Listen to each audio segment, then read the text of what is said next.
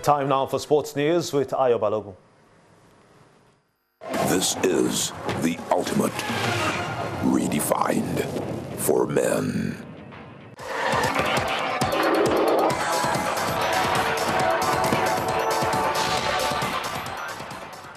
Many thanks, Gimba. It's off to River State, where the state government has inaugurated an 11-man committee for the hosting of 2 national team games next month.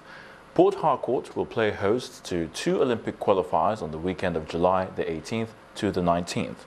First, the Super Falcons will take on Equatorial Guinea, while the under-23 team faces Congo a day later.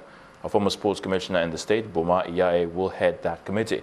The committee also includes former Nigerian international Adokie Amiesiamaka, former Super Falcons striker Mercy Akide Udo, and former Dolphins defender Albert Chimo.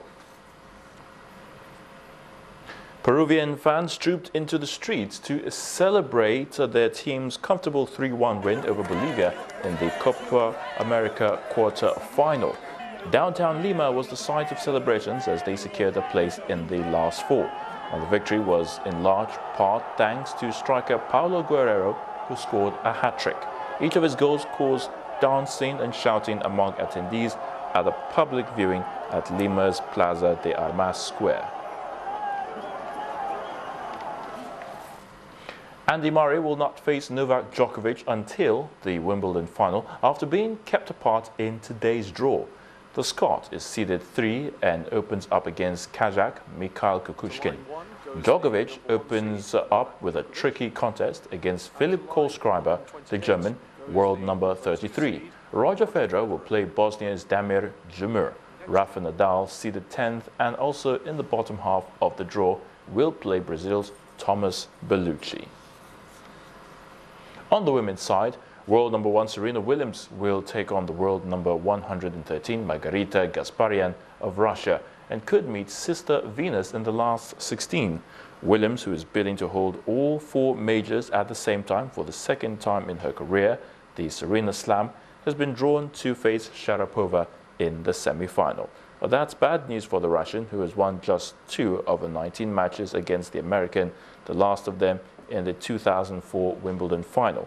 The second seed and defending champion Petra Kvitova, who faces Kiki Bertens first up, will potentially meet Simona Halep in the semi-final.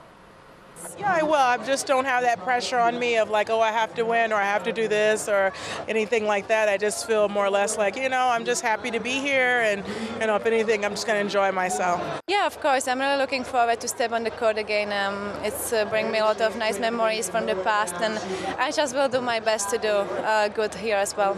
Yeah, I think we're, in the middle point of the year. We have 2 more Grand Slams in the season and championship, so a lot to look forward to. I never like to look to the past, no matter how good or bad it was. I always like to be in the present and work towards making a better future. Losing early in Birmingham was also had the benefits because I had a lot of time to train and to improve, and I had lots of sparring matches, so I do feel like my game is shaping for a rise, and I'm excited for the tournament to begin. Well, that's a wrap in the sports news. Gimba Umar will be back with the rest of the news at 10.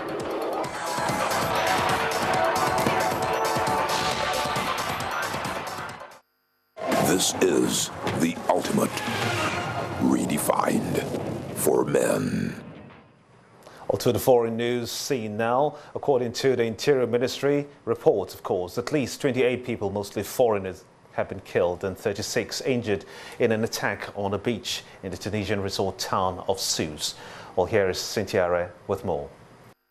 Thank you. Unfortunately, it's been a very Black Friday, as officials say 1 gunman has been shot dead and another is being pursued.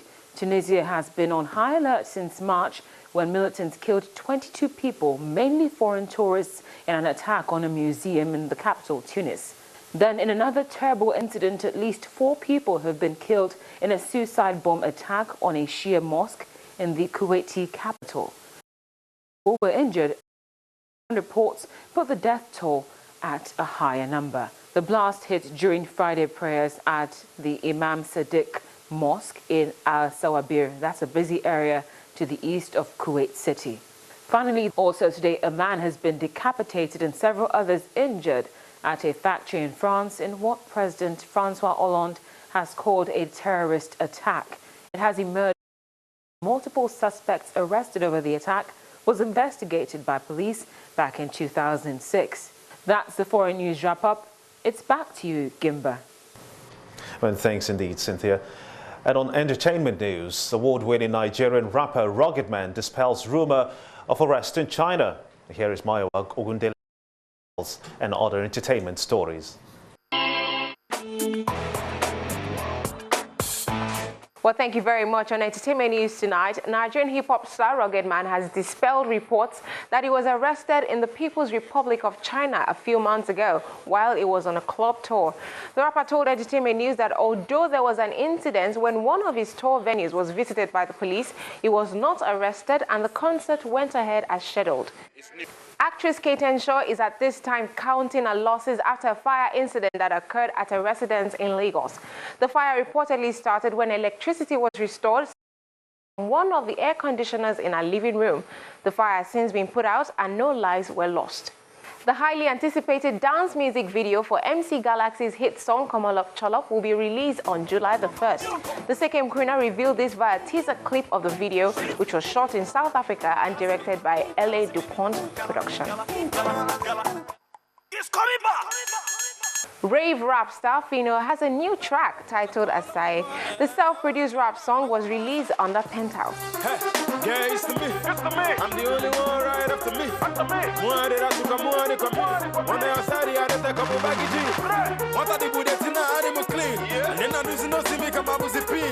Few days after he released his inspirational song, Flavor is out with a video for Power to Win. The new song is a remix to his collaboration with M.I, Irene Logan, and Kwabena, which was reproduced by Mastercraft. You can dream if you believe, give it all you've got. They are fast. Prosecutors have amped up interest in the Bobby Christina case because it appears she's about to die, and it would turn the case into a full-blown murder investigation with her boyfriend, Nick Gordon, as a person of interest. The family's decision to take Bobby Christina off life support signals that Whitney Houston and Bobby Brown's daughter is about to pass on, and the DA has already taken notice. Wide reports also suggest that Gordon, who has been banished from Bobby's bedside by the family, has been secretly assessing Bobby's account and could have availed himself about $10,000. Well, that's it on Entertainment News. Thank you so much. Let's head back for the main news.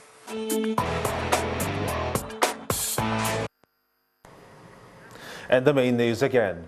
President Buhari today dissolved the board of the NNPC in what may be considered his first major step towards the crackdown on the oil and gas industry. And Vice President Yemi Osinbajo has asked judicial officers to resist undue influence from some Nigerians and ensure the rule of law prevails in spite of social status. And the Speaker of the House of Representatives, Yakubu Dogara, has asked for international assistance to rebuild the Northeast devastated by insurgency. And over 28 people have been killed and many injured in an attack in the Tunisian resort town of Sousse. And that's how it's been on the news at 10 tonight. I want to thank you so much indeed for being a part of it. I'm Gimba Omar. Good night.